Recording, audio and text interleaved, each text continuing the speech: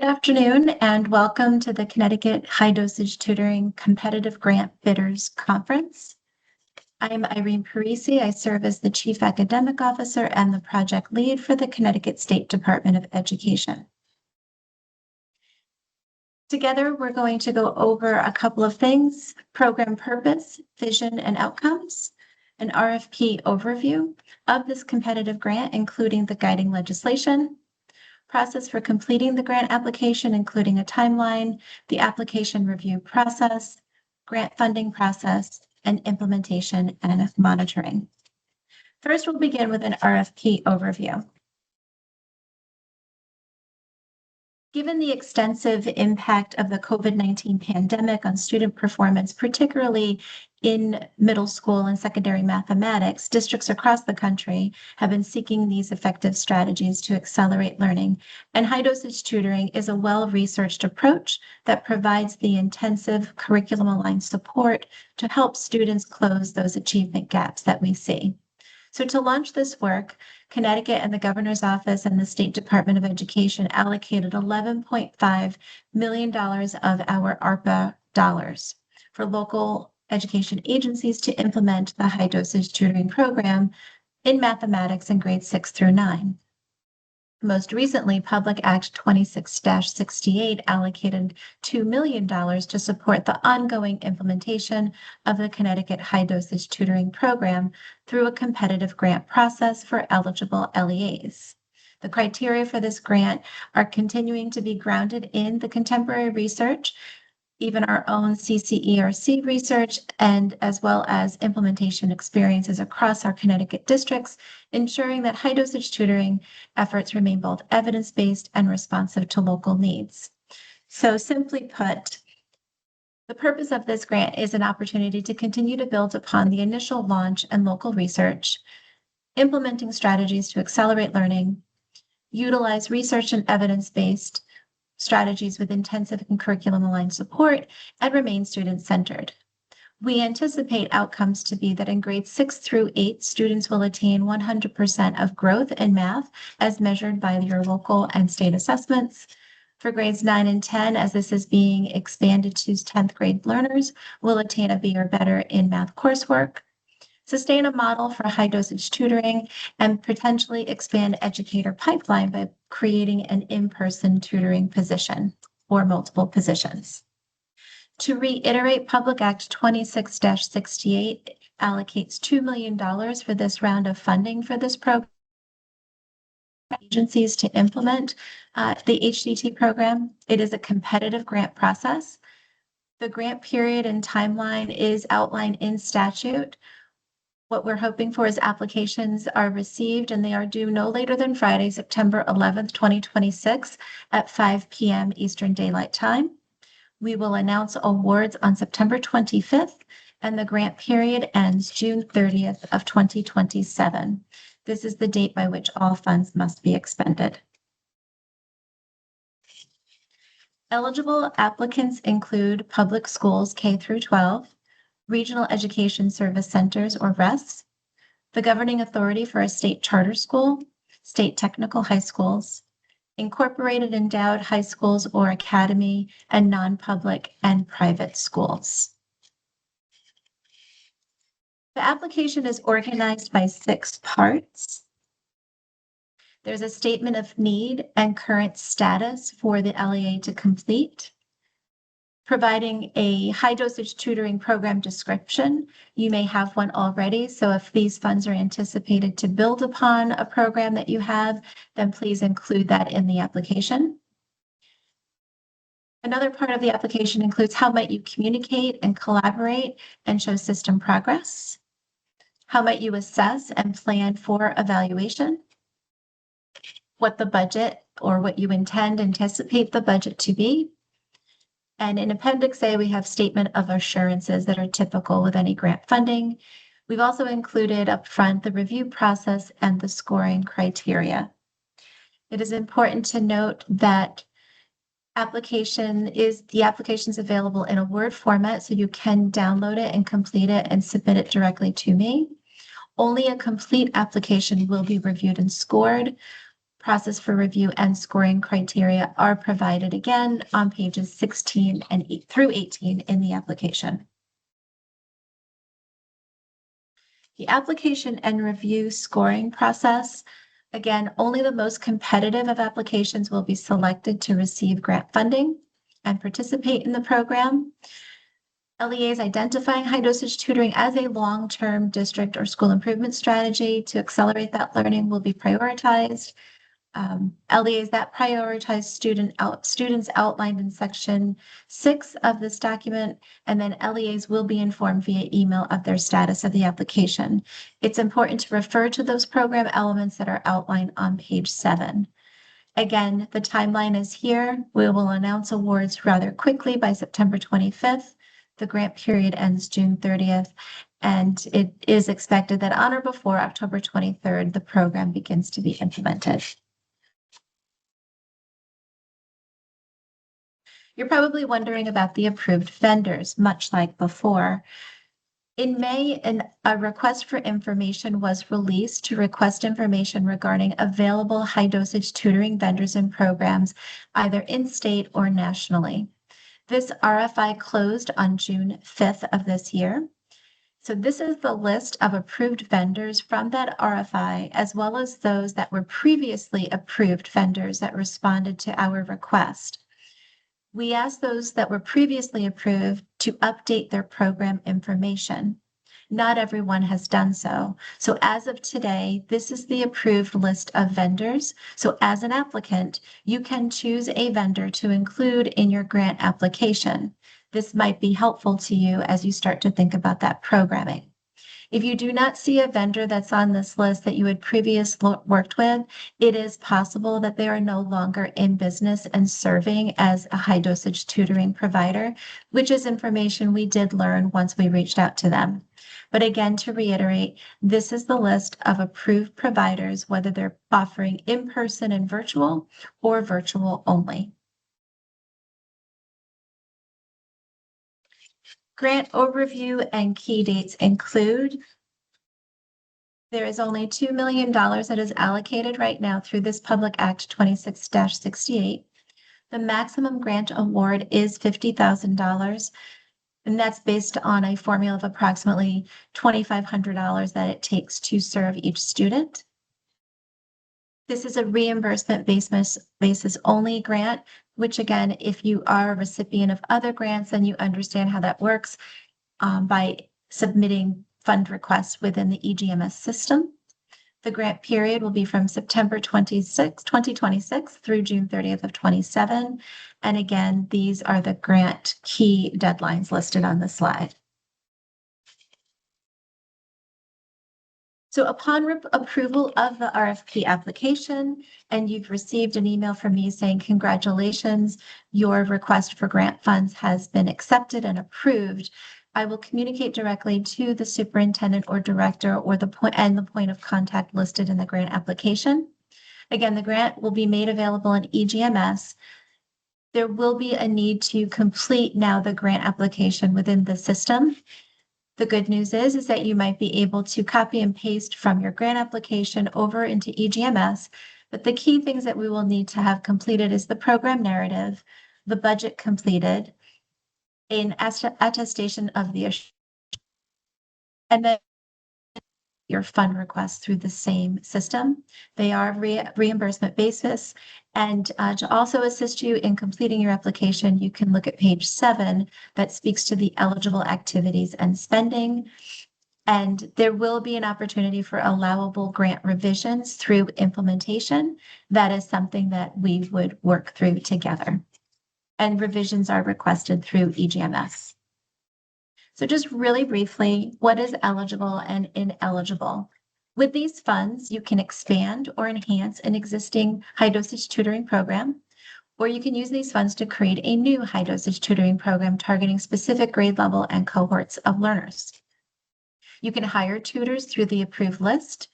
You can provide stipends for administrative oversight, pay for tutor training, and any kind of necessary standards aligned curricular materials. What is ineligible are student stipends or any type of incentives, mortgage payments or payments on utilities, and anything related to construction. Lastly, implementation and monitoring is important because we know that this works. And so we want to make sure that by way of getting these funds, you two are monitoring the implementation. So again, implement on or before October 23rd. We do provide some means of assessing and evaluating on page 13 of the application.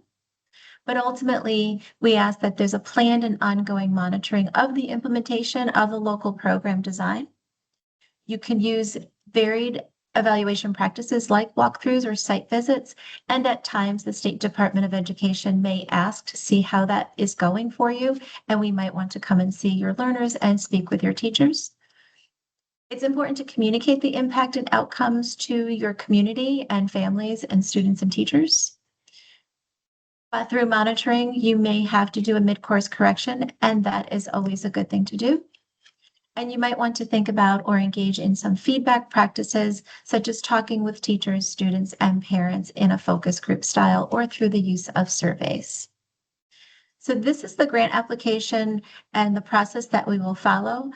I will have an opportunity to I'll provide an opportunity for you to ask any questions, but right now I just wanted to hover over this where you can take a picture or record my contact information. My email is irene.parisi@ct.gov. And my office phone is 860-713-6852.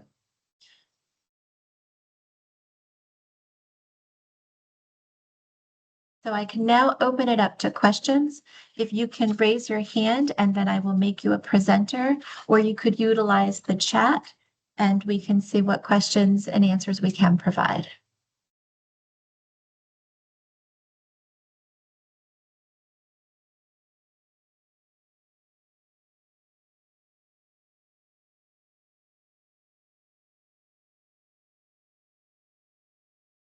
Jennifer, I am going to make you a presenter. I'm going to allow your mic, allow your camera. You should be able to unmute, Jennifer, if you.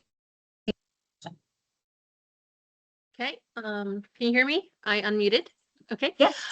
So my question is, I saw the list of approved vendors. Are we allowed to hire our own tutors, like staff, or do we have to go through the approved vendor list through a specific organization?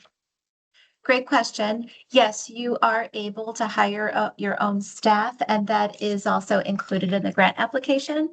So yes, that is an option.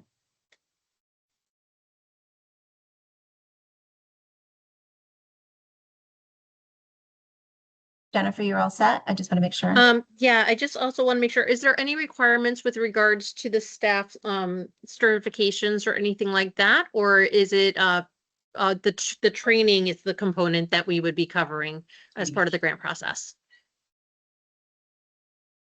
So specifically having your staff, that the staff must be certified in mathematics in order to provide the Tutoring, yeah, is my question. tutoring. Yes, and we also know that there have been situations where there's other tutors that are brought on, maybe such as like a para-educator style, that are trained in the approach. And then there's a certified teacher that is present to support the implementation of the tutoring. Okay, thank you very much. You are welcome. I would just highlight that page 8 does speak to the tutoring personnel, so that might be helpful to review that. So going to the chat, I see some questions. So yes, you are able to hire your own staff to be tutors instead of contracting with the company. And yes, this high dosage tutoring program is only related to mathematics because it's grounded in the data of the need right now across the state. And absolutely, I will, the recording I cannot email to everyone. I will do my very best to email to all those that are registered, but we will be posting the recording to the website for universal access. Jenna, I am going to, yep, you have, your mic is open, your camera is ready, so you should be able to unmute and ask your question.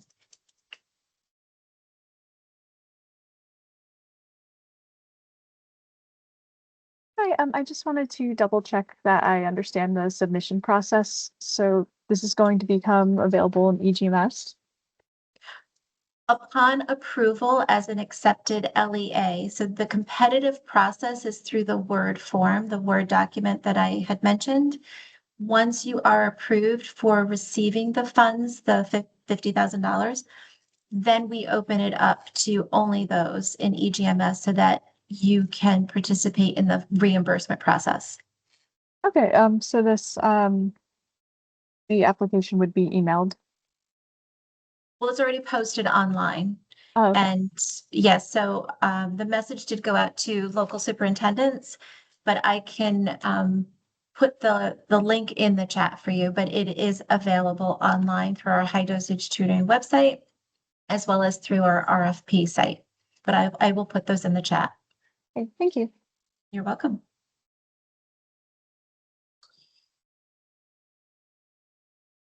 I'm looking at the chat. So, Lola, I'm looking at yours, all grades math or middle school math. I'm trying to understand your question. It is 6 through 10. So however your sections are designed, those would be allowable. And the courses too that you have targeted, I think it's really based on the students and the targeted need. So you can decide between grades 6 through 10 what the need is for mathematics. I hope that answers your question, Lola. What we'll do is find you and I unmute you. I'm going to answer your question. Is it expected that districts will receive the full allocation of 50 or partial?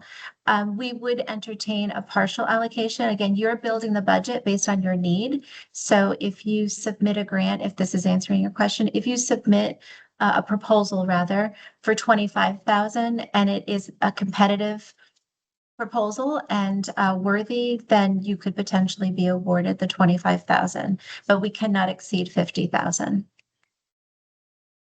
Susan asked a good question. Can we apply the sixth grade only? Absolutely. Again, you are identifying and prioritizing. So then you would put that into that program narrative. And yes, I'm going to provide the link to the grant in the chat. I would check, I encourage you to check with your superintendent. They did receive this notice directly from the commissioner. So if that's another means of getting to the application, but I will place this in the chat now.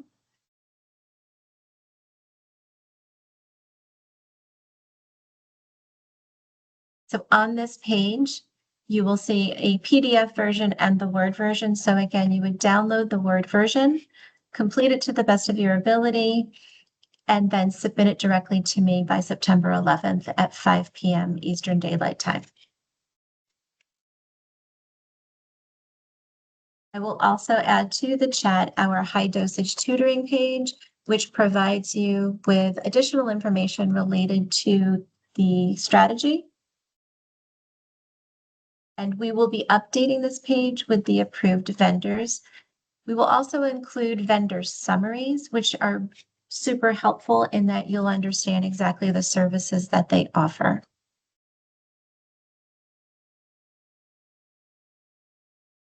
So again, if you have questions, you can raise your hand. I will unmute you and open your camera, or you may ask those questions in the chat. So Laura, yes, you are exactly right. That is the formula. That's the approximate expectation. However, again, you know your learners best. So if you determine that you're going to serve a smaller group, then you need to just write that into the application. It may also be possible because you have a longstanding high dosage tutoring program, and this is to continue enhancing it. Maybe your costs are not $2,500 per learner. Maybe they're much lower because you have local operational budget matching funds perhaps. And so you could actually cover more students. Again, it's about your context. But you are absolutely correct. That is the formula that we use to help get you started in your thinking. The $2,500 kind of takes into consideration administrative costs, maybe some licensing with the vendor, and some other needs related to curricular materials, perhaps, or resources for students to engage in high dosage tutoring.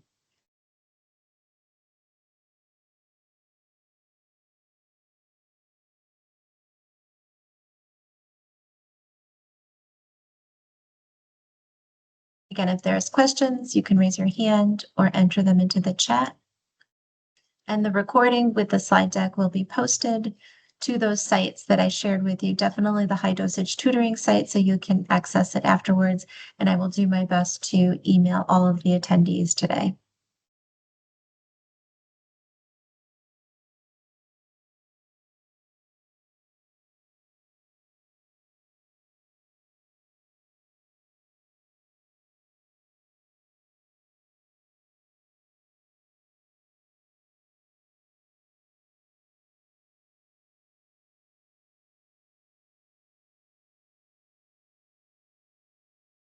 So I'll wait for a few more minutes till 2:25. And if there are no more questions and you have everything you need to get started, I will close this informational session. Certainly, if you do have questions, you can call me. I will share my contact information again.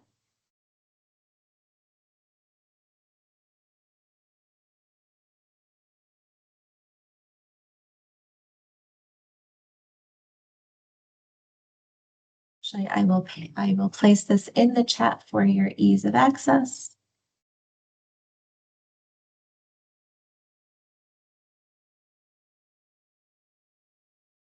Barbara, you're very welcome, and good luck to everyone. So in the chat, I put my email and my office number. And Laura, if that's a new hand, please, I will allow your microphone for ease of access and your camera. You can unmute and ask your question.